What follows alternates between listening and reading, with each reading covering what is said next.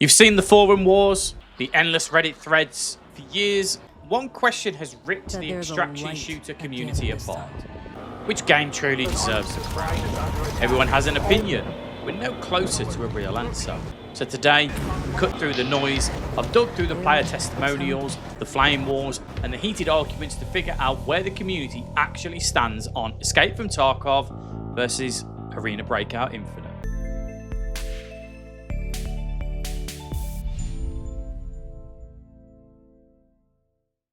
Look, this isn't just another versus video. The showdown between Tarkov and Arena Breakout Infinite gets to the heart of a fundamental split in what players want from this genre. In one corner, you have the unforgiving titan, Escape from Tarkov. It's a game defined by punishing realism and a learning curve that feels like a sheer, bloody cliff.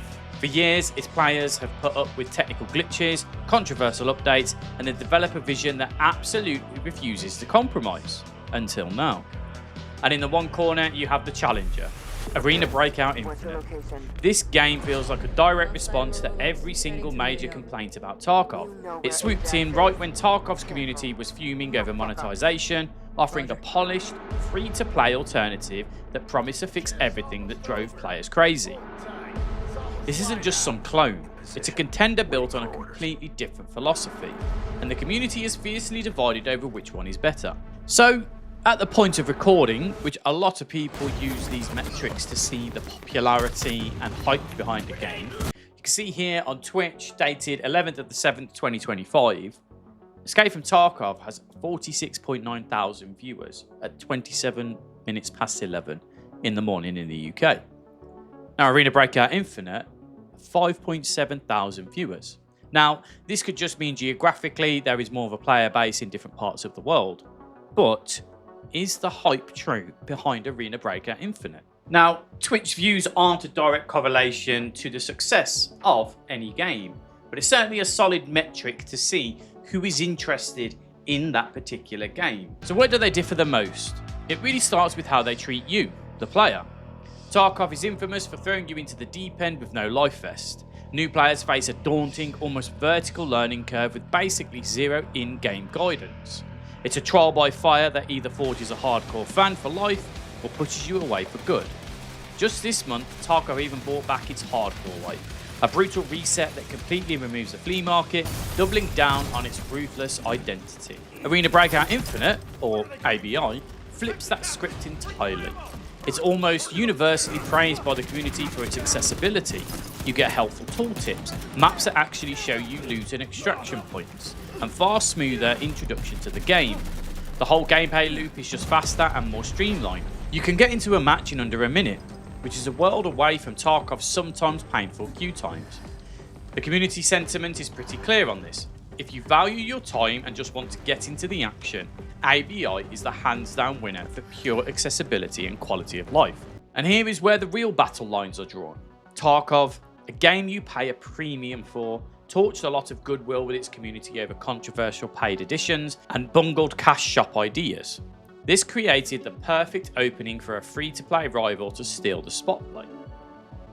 But, and this is a huge but, ABI's monetization is easily its most criticised feature. The game gets slammed for what many call aggressive pay-to-win mechanics, where you can literally buy your way to top gear. On top of that, secure containers, the one thing that protects your loot when you die. You are locked behind a reoccurring subscription. This has been a massive point of contention. Now, to their credit, the devs have heard the backlash. They've promised they're going to simplify the monetization and add more direct purchase options sometime in 2025. And that's probably the most divisive question of all. What's worse? A free game with pay-to-win elements you can try to ignore, or a paid game with its own trust issues?